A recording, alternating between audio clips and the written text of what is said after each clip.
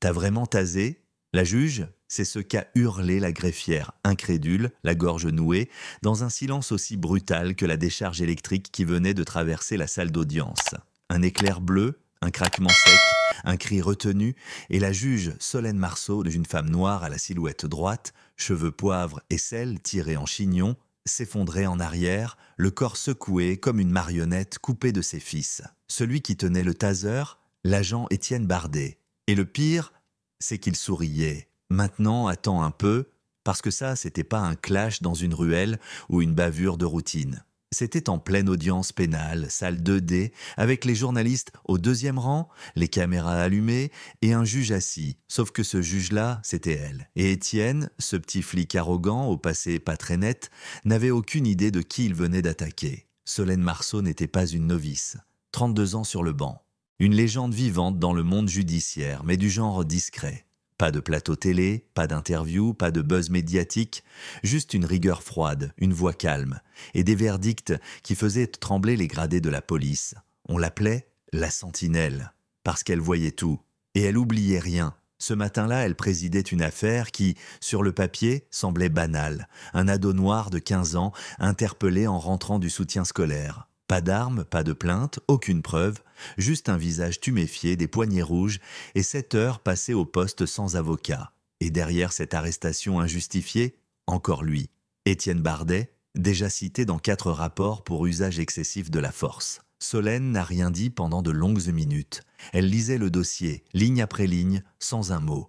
Puis, elle a levé la tête, a fixé la salle et a dit, de sa voix nette, « Je recommande l'ouverture immédiate d'une enquête pénale contre l'agent Bardet pour usage illégal de la force. » Et là, le temps s'est figé. Un cliquetis de ceinture, un regard échangé entre 2 agents, un pas nerveux dans l'allée, et sans prévenir, Bardet a sorti son taser et l'a tiré sur elle, en plein tribunal, en robe, en exercice. Elle s'est effondrée derrière son pupitre, la bouche entr'ouverte, les bras tremblants.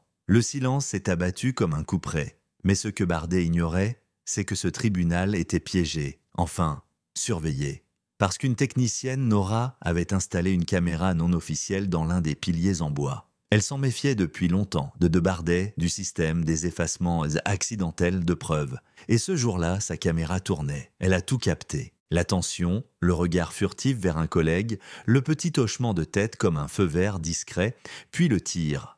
Et ce fichier vidéo, Nora l'a immédiatement chiffré, copié et transmis à la seule personne en qui elle avait foi, Malik Dervaux, un fonctionnaire de l'inspection judiciaire, connu pour ses silences et pour faire tomber les puissants. Et tu sais ce qui s'est passé ensuite? Rien.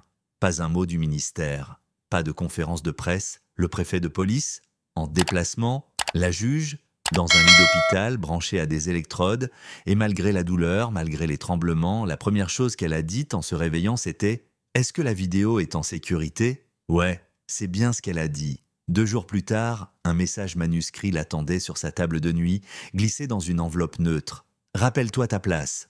Signé de rien, mais l'odeur de la menace était claire. Alors Solène a commencé à tout archiver. Chaque mail, chaque note, chaque décision passée en revue. Pas pour se défendre, mais pour frapper plus fort. Pendant ce temps, Malik enquêtait. Et ce qu'il a découvert, c'est qu'un groupe informel, un genre de cellule interne nommée « Unité d'ajustement discret », avait été déployé ce jour-là. Pas dans les registres, pas dans les plannings, mais bien présent. Et au centre du dispositif, une femme qu'on n'avait jamais remarquée, Émilie Gaudin, secrétaire judiciaire, toujours discrète, toujours présente, jamais questionnée, sauf que c'était elle qui avait validé l'ordre de sécurité. Et c'était elle qui avait accès à tous les documents la veille de l'agression. Malik l'a rencontrée dans un couloir sans prévenir. Pas de menace, pas d'interrogatoire, juste cette phrase « T'as vu ce qu'ils ont fait à une juge? Tu penses que tu vaux plus qu'elle ?» Émilie n'a pas répondu.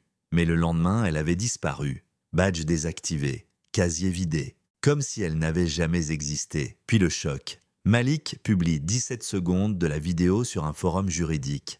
Sans son, sans nom, juste l'image, le tir, le corps de Solène qui tombe. Et là, Internet explose.